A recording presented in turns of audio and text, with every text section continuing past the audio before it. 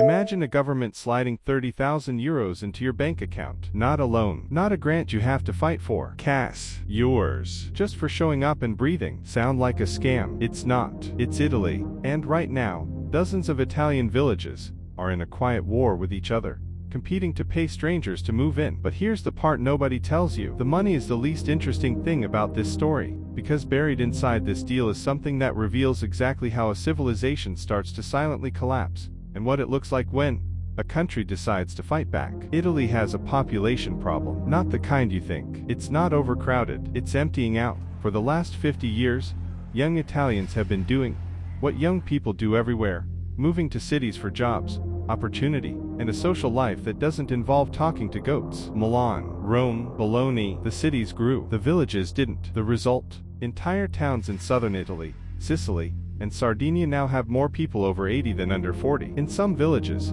the last school closed years ago. The last doctor left. The last young family packed up before the last bar shut down. When a village loses its last bar in Italy, that's not just inconvenient, that's a death certificate. So local governments made a desperate move. They started paying people to move in. Here's what the deal actually looks like. Dozens of towns, Calabria, Molise, Sicily, are offering packages between 25,000 euros and 33,000 euros to relocate. The conditions vary, but the pattern is consistent. You must move within a set time frame. You must stay for a minimum period, usually 3 to 5 years. And in many cases, you must either start a business or work remotely. Some villages go further. Houses for €1, literally €1. The catch: you have to renovate within a fixed window. Skip the deadline, you lose the house. Think that sounds risky? Consider the alternative. These towns watch 40% of their population disappear in a single generation. To them, a 30,000 euros bet on a stranger is cheaper than watching the whole place quietly die. And it's working,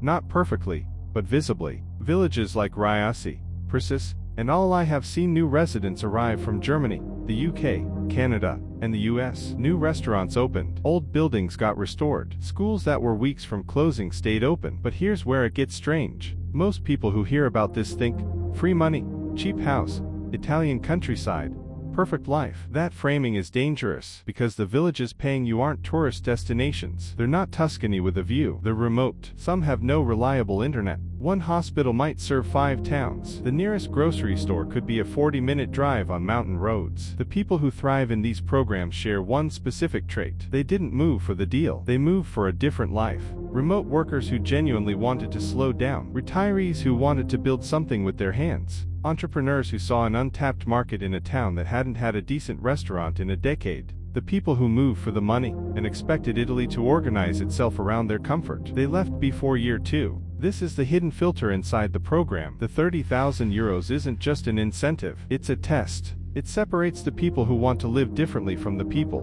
who just want to live cheaply. Italy isn't alone in this. Spain has it. Portugal has it. Japan has it. Entire rural regions in wealthy countries are running the same quiet experiment, offering land, money, and housing to anyone willing to show up. The pattern is always identical. Urban migration pulls young workers away from the countryside. The countryside ages. Tax revenue collapses. Services disappear. The village enters a slow spiral that's almost impossible to reverse once it starts. What Italy figured out, and this is the part that should genuinely hit you, is that the most dangerous kind of collapse isn't loud. It doesn't make headlines. It happens in slow motion, one empty house at a time, one closed school at a time, until one day the last person turns off the lights and nobody writes about it, because nobody was left to notice. Paying strangers 30,000 euros to show up isn't charity, it's triage, and it's working just enough to make governments across Europe take notes. So if you're seriously considering this, here's the real information. The most active programs right now are in Calabria,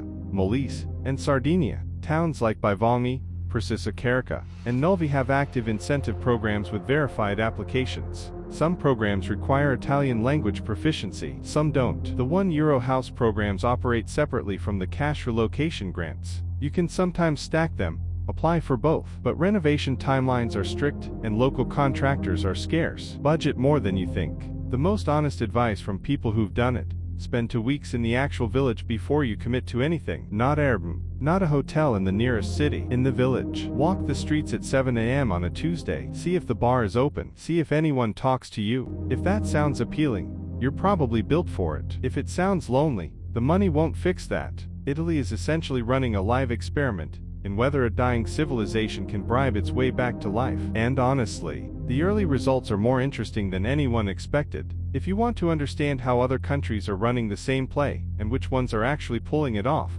subscribe, because this story is just getting started.